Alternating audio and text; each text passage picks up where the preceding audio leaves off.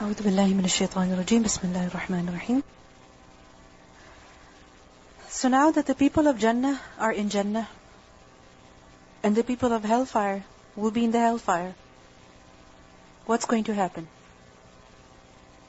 وَنَادَى أَصْحَابُ الْجَنَّةِ أَصْحَابَ النَّارِ. And the companions of paradise will call out to the companions of the fire. Nada. Nada is from noon, dal, waw, from the word nida, which is to summon, to call out to someone. So the people of Jannah, the dwellers of Jannah, they will call out to who? To those people who are in the hellfire. So in other words, conversation will take place between those in Jannah and those in hellfire. And just as when we are at a particular place, we can identify our friends, our relatives, our co-workers, we can see them, and we try to talk to them. Similarly, people in Jannah, people in hellfire, they will get to know one another. They will see who the other person is. Perhaps it is their relative. Perhaps it was their friend. Perhaps it was their co-worker. So the people of Jannah will call out to the people of hellfire. Now the question is, how will they communicate? Because if you think of it, Jannah has darajat. And remember the difference between darajat? It is as high as the distance between the earth and the stars. So just imagine the high levels of Jannah, and just imagine the pit of hellfire, the deep pit of hellfire. How can they communicate with one another? Now this is something that must not be difficult for us to understand today. If people can communicate with one another, if they can talk to one another over miles and miles and miles away, then why would it be difficult for Allah subhanahu wa ta'ala to let the people of Jannah communicate with the people of hellfire? So the people of Jannah will call out to the people of hellfire that أَن قَدْ وَجَدْنَا مَا وَعَدَنَا رَبُّنَا حَقًّا. That in fact we have found مَا وَعَدَنَا رَبُّنَا, what our Lord promised us of reward. We have found that to be حَقًّا, true. Meaning He has fulfilled the promise that He made with us. He told us that if we do such and such, we will get Jannah. This is how we will enter. This is what is there in Jannah. And all of His promises, we have found them to be true. He has fulfilled each and every single promise of reward. فَهَلْ وَجَدْتُمْ.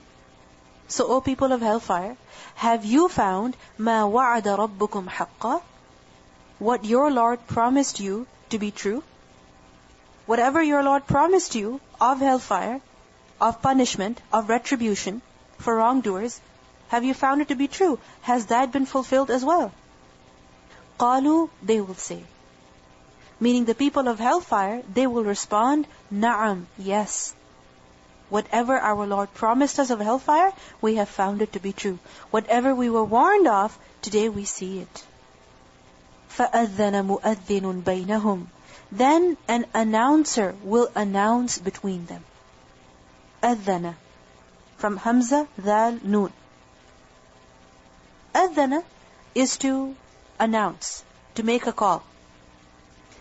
And adhan is رفع الصوت بالإعلام بالشيء. It is to raise one's voice in order to announce something, in order to inform about something. So for example, when the adhan is pronounced, what's the objective? It is to announce to the people, to let them know that the time for this salah has begun. So فَأَذَّنَ مُؤَذِّنٌ, an announcer will announce. And who is this announcer? It is said that it's Israfil, angel Israfil, and others say it is some other angel. That he will announce بَيْنَهُمْ, between them, meaning between the two groups, making both of them hear that أَن لَعْنَةُ اللَّهِ عَلَى الظَّالِمِينَ, that the curse of Allah is upon the wrongdoers. Meaning the wrongdoers, they will reside forever, eternally, in the la'na of Allah. And what is la'na? When someone is distanced from the mercy of Allah. When someone is distanced with the mercy of Allah, while he is humiliated and he is disgraced. So those people who do zulm, they will eternally remain in the la'na of Allah. They will never come out of it. And this conversation that is mentioned over here between the people of Jannah, between the people of hellfire, this is something that is definitely going to happen. It is mentioned over here in the Quran.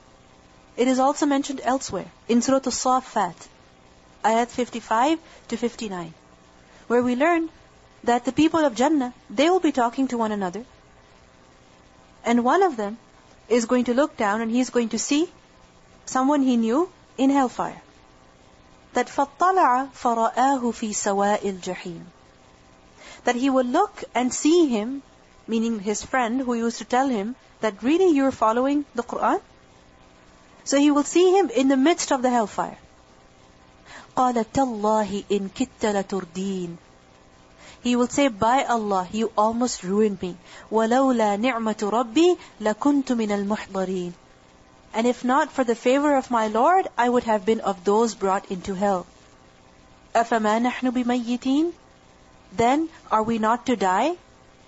إِلَّا مَوْتَتَنَا الْأُولَى وَمَا نَحْنُ بِمُعَذَّبِينَ, except for our first death, and we will not be punished. So basically, we see that in the hereafter, people will be shown one another. The people of Jannah will be made to see the people of hellfire. And this will increase them in their gratitude. And conversation will take place between them. And they will be more grateful, the people of Jannah, for the fact that Allah subhanahu wa ta'ala saved them.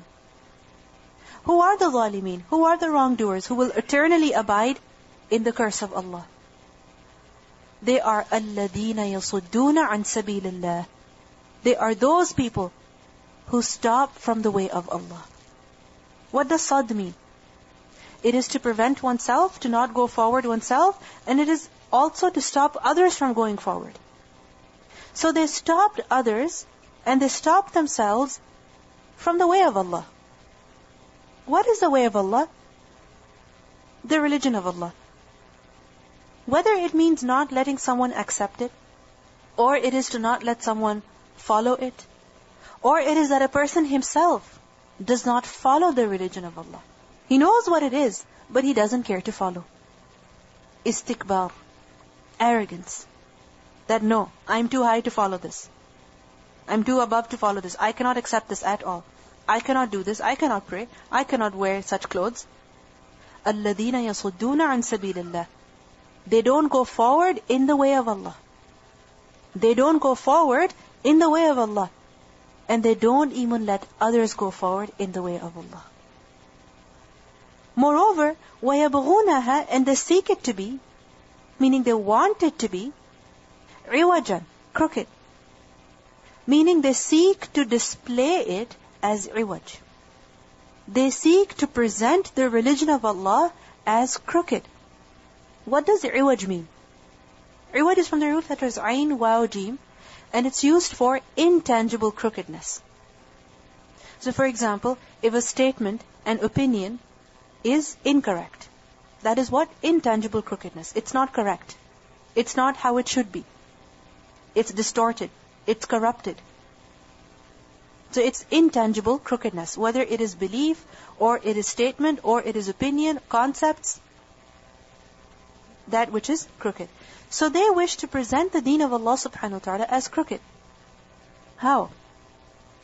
That they criticize the religion, they criticize the commands in the religion, and they object, and they highlight certain things, and they present them, showing the religion of Allah to be deviated, to be something that is completely illogical, something that cannot be accepted.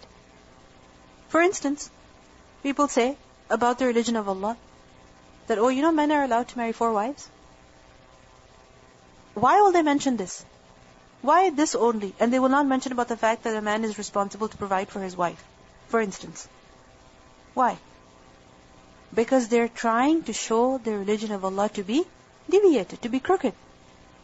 Similarly, a person would say that a woman's testimony is half to the testimony of a man.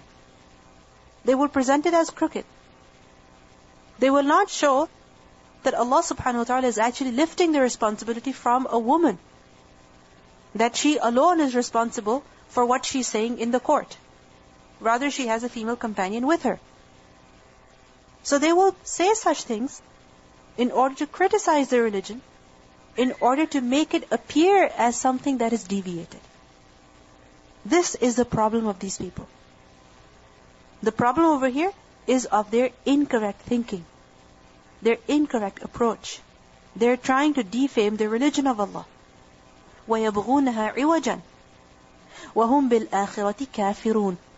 And they're disbelievers in the hereafter. So what is the description of those people who will enter hellfire? That they do not adopt the straight path themselves. And they also prevent others from adopting the straight path. They stay away from the religion of Allah. They don't like to go forward in the religion of Allah. They don't want to learn. They don't want to promote. They don't want to have anything to do with their religion. And if somebody is going, they pull them away as well. Similarly, another trait of theirs is that they find faults in the religion of Allah. And they highlight those faults. Whereas those faults are not actually there. It is their crooked thinking. But they highlight those why? In order to prevent people from accepting the religion of Allah. But the people of Iman, they're completely different. They never make fun of deen. They never stay away from the religion of Allah. They run to serve the deen. They spend their time, their energy, their money to serve the deen. وَبَيْنَهُمَا حِجَابٌ. And between them is a hijab, a screen. Between who two? Between the people of Jannah and the people of Nar. Because they're talking to one another. They're conversing with one another. But in reality, there is actually a veil between them. A partition between them. Such that the people of hellfire will not be able to enter Jannah, and the people of Jannah, obviously, they would never want to go to hellfire. So there will be a hijab, a screen. وَعَلَى الْأَعْرَافِ. And upon the elevations, upon the heights of what? Of that hijab, of that partition between Jannah and Nar. So basically between Jannah and Nar, there is a partition. And that partition is like a wall. And that wall has heights, meaning it's very elevated, it's very tall. On the heights are who? There are rijalun. There are some men. There are going to be some people who are going to be where? On top at the heights of the partition. And they will be able to see into Jannah, and they will also be able to see into where? Into hellfire. They'll be able to see into Jannah, and they will also be able to see into hellfire. يَعْرِفُونَ كُلًّا بِسِيمَاهُمْ. They'll be recognizing everyone by their marks. Meaning, they'll be able to recognize the people of Jannah as well as the people of hellfire. Now the question is, what is this A'raf and who are these people? The word A'raf is the plural of Urf. And as I had mentioned to you earlier at the beginning of the surah, that Urf is basically a raised or elevated place. Anything that is raised from the surface. Anything that is elevated from the surface. From ground level. Urfud Dik is the crown, the red crown, or the coxcomb of a rooster. Why is it called Urf? Because it is elevated from the surface. Similarly, the word Urf, Urful Firdaus, or Urful Faras is the mane of the horse. Why? Because it is such hair that is elevated compared to the rest of the hair on the horse. So A'raf, what does it refer to? Heights, elevations, makan murtafi'. Secondly, it is said that A'raf is from Urf. And what does Urf mean? Arafa, ya'rifu, to recognize. To recognize. So, وَعَلَى الْأَعْرَافِ, upon the A'raf. With regards to the A'raf, there are many opinions. Many opinions. Ibn Jarir, he said that A'raf It is the wall that Allah subhanahu wa ta'ala has described in Surah Al-Hadid, ayah number 13. That فَضُرِبَ بَيْنَهُمْ بِسُورٍ لَهُ بَابٍ بَاطِنُهُ فِيهِ الرَّحْمَةُ وَظَاهِرُهُ مِنْ قِبَلِهِ الْعَذَابُ. So a wall will be put up between them. Between who? Between those people who are going to Jannah and those people who are going to hellfire. With a gate therein, meaning with a gate in that wall. Inside it will be mercy, meaning on one side of the wall is mercy, which is Jannah, and outside it will be torment, which is hellfire. So on one side is Jannah, and on the other side is hellfire. And at the top of this wall, or at the top of this tower, or mound, or mountain, or whatever it is, Allahu A'lam, on top are who? Some rijal, who will be made to stay there for some time. They'll be made to stay there for some time. Because remember, every person is going to get to his destination. Either Jannah or Jahannam. Nobody can escape. Nobody can say, no, I don't want to go in either of the places. Every person is going to be sent to either one of the places. But there are going to be some people whose matter, whose affair is going to be suspended for some time. They're going to be, you can say, something like on a waiting list. Their matter is not going to be decided immediately. Their decision is delayed. Their decision is delayed. They will not be sent to Jannah, they will not be sent to hellfire immediately. Their matter is postponed. Why? Who are these rijal? And notice the word rijal, it's the plural of rajul. In particular, it is used for men, not women. But some scholars say that yes, the word rijal has been used, but it doesn't just refer to men, it means people. That there will be some people. Allahu A'lam. Whether it's only going to be some men or it's going to be people. Which means men as well as women. Who are these people? There are different opinions that why their matter has been postponed or why they have not been sent to Jannah or Jahannam immediately. First of all, it is said that it is those people whose good deeds and bad deeds, their hasanat and their sayyi'at, they are equal. They're equal. And because of that, they are kept apart for a final verdict. And they're not sent to Jannah or Jahannam. Rather, matter is deferred. It is postponed. As we know that, وَالْوَزْنُ يَوْمَئِذٍ الْحَقِّ, that weighing of deeds will definitely take place on that day. Now just imagine a person's deeds are weighed. His good deeds and his bad deeds are equal. Now where is he supposed to go? His matter is deferred. So therefore, such a person will be placed where? On the A'raf. Hudayfa, radiyallahu anhu, he was asked about the people of A'raf, and he said, there are people whose good and bad deeds are equal. Their evil deeds prevent them from qualifying to enter paradise, and their good deeds prevent them from entering into the hellfire. Do you understand? Their bad deeds prevent them from entering into Jannah, and their good deeds prevent them from entering into hellfire. Therefore, they are stopped there on the wall until Allah judges them. Others have said that their matter is postponed. Why? Because they have done some good deeds which guarantee Jannah, but they have also committed such deeds for which hellfire is promised. For example, there is a person who dies as a martyr in the way of Allah. But at the same time, he was very disobedient to his parents. Extremely disobedient to his parents. Now, martyrdom means that he should go to Jannah. But extreme disobedience to his parents means he should go to hellfire. Do you understand? Similarly, it is said that it refers to those people who have one of their parents very upset with them. That their mother is very happy with them, but their father is extremely upset.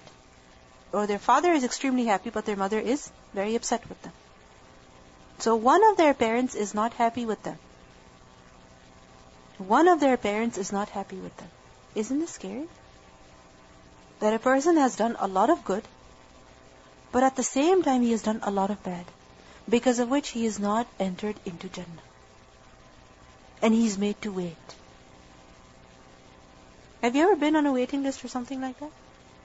Where your matter is just left and nobody's getting back to you and you don't know whether you're here or you're there? For example, some people, they wish to immigrate to a particular country. Something happens with their application and it's deferred and deferred, and they're stuck in that country for years and years. They're neither residents of that country to take advantage, and at the same time, they cannot even go back home. They cannot travel anywhere else either. And it's such a difficult situation that a person could be in. Because you're neither here, nor are you there. You're forever in transit. And when a person is in transit for a very long time, it is extremely difficult. If you've ever traveled and you've had to stop by at an airport for like 24 hours, for 48 hours, it's extremely difficult. Because you don't know if you can go forward or you should go back home. Especially if there are visa issues. So similarly, they'll be stuck over there, not allowed to go to Jannah, not even sent to hellfire. There is an expression in the Arabic language that al-intizaru ashaddu min al-maut. Waiting for something is more painful than death. Waiting for something is more painful than death. It's very worrisome.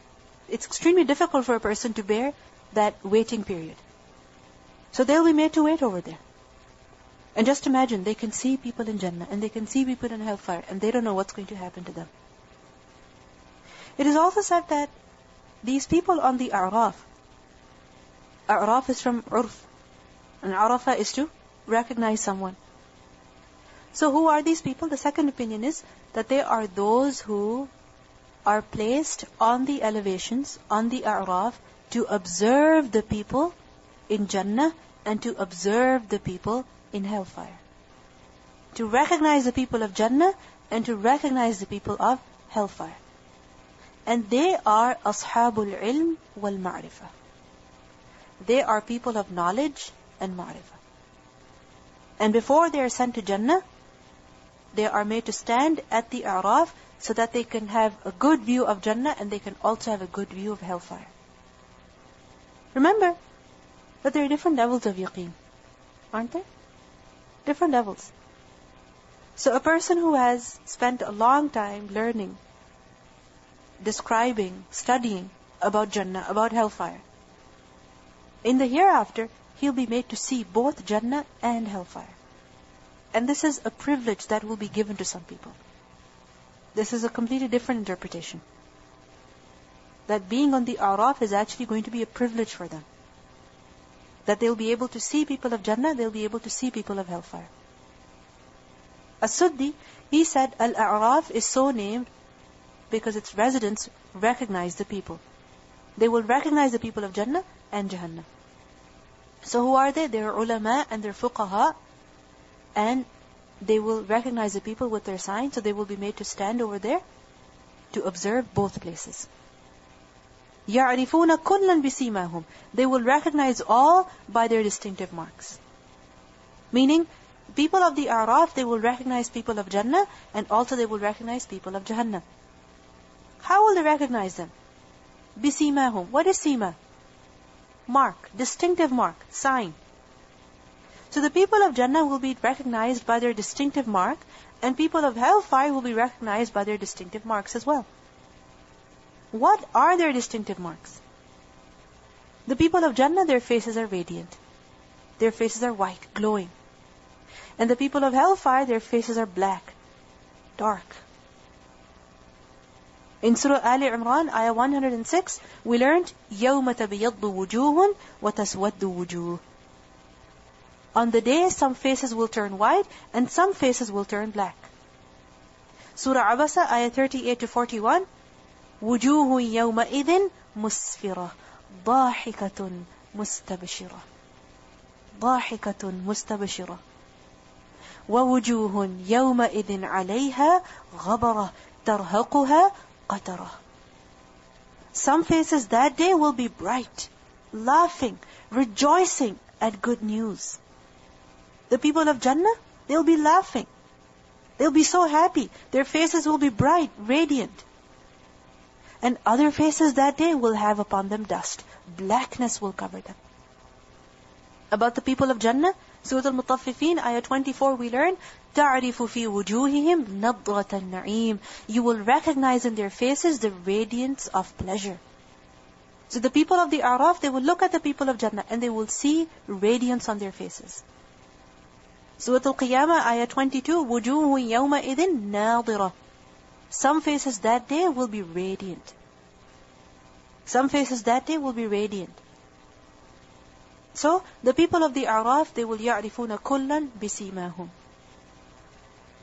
وَنَادَوْا. And they will call out. Who will call out?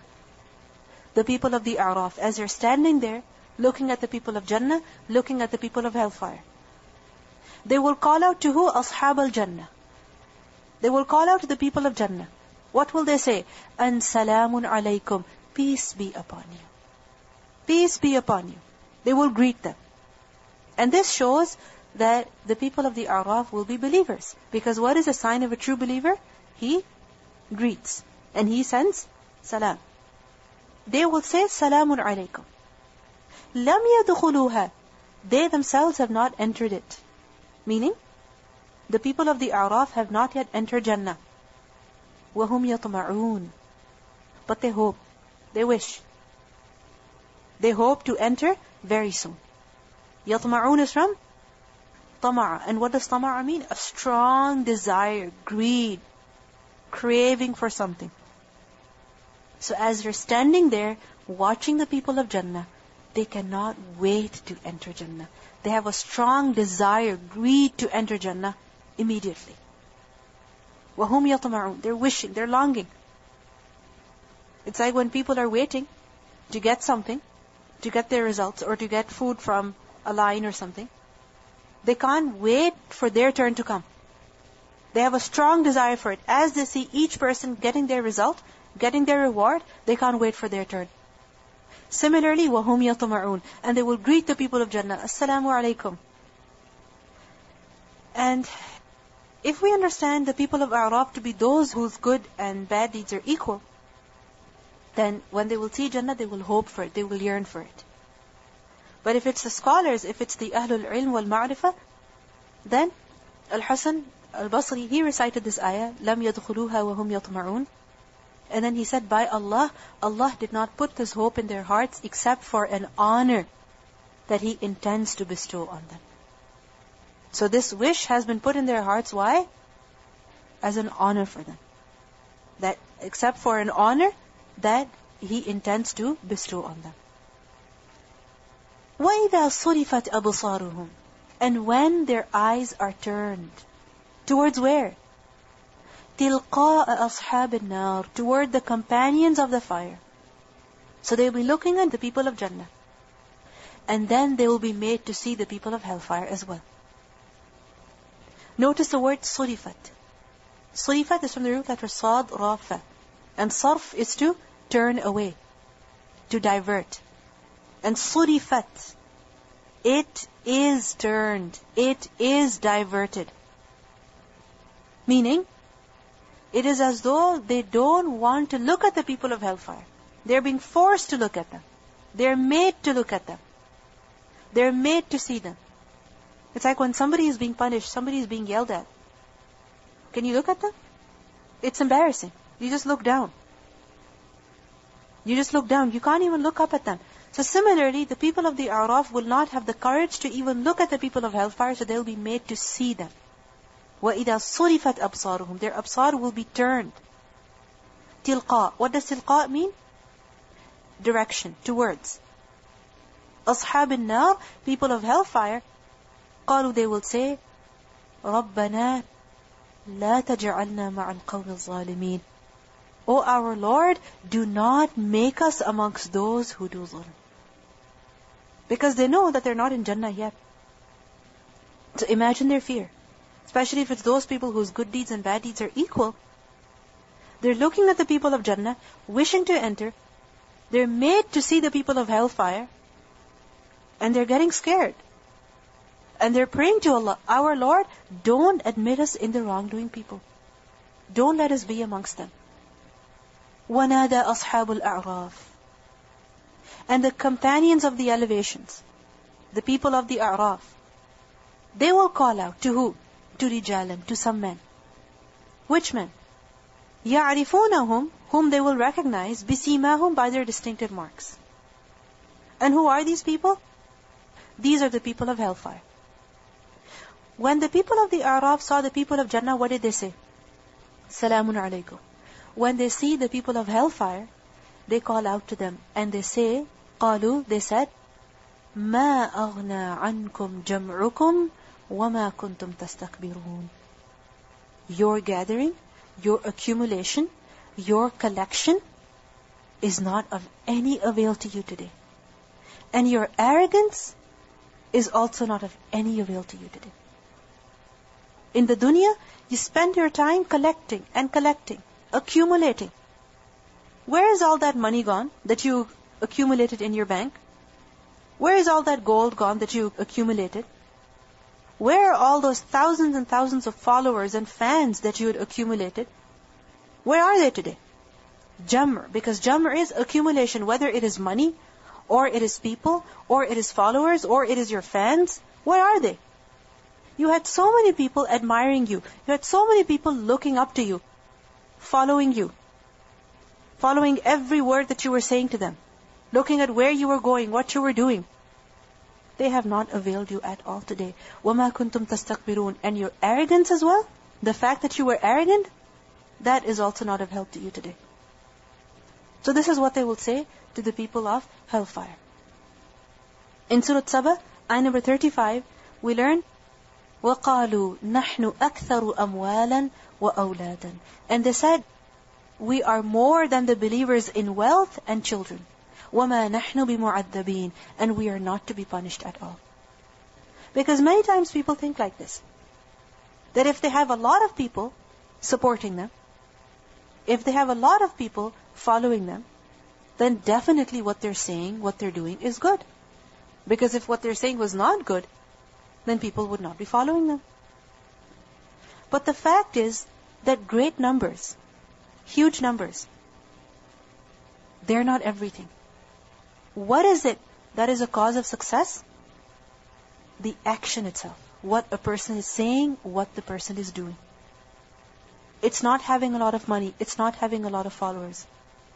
So don't judge your success. Don't measure your success based on the number of people who support you. Don't base your success on the number of people who support you, the number of people who follow you. That's not about success. True success is if something is acceptable to Allah subhanahu wa ta'ala or not. And if a person is doing something just for the purpose of riya, that yes, so many people have read my article, so many people are following me, yes, I'm definitely successful, this is what? Riya, showing off. And such a deed is not worth anything. And on the other hand, it's possible that a person does something and hardly 2 or 3 people benefit from it. But it's done only for the sake of Allah subhanahu wa ta'ala. It's far more effective. It has far more wazn. So, in this dunya, what do people think? That if they have a lot of money, if they have a lot of supporters, then definitely what they're doing, what they're saying is correct. And this is pure deception. This is complete deception. Because the people of hellfire will be told that your jamr has not helped you.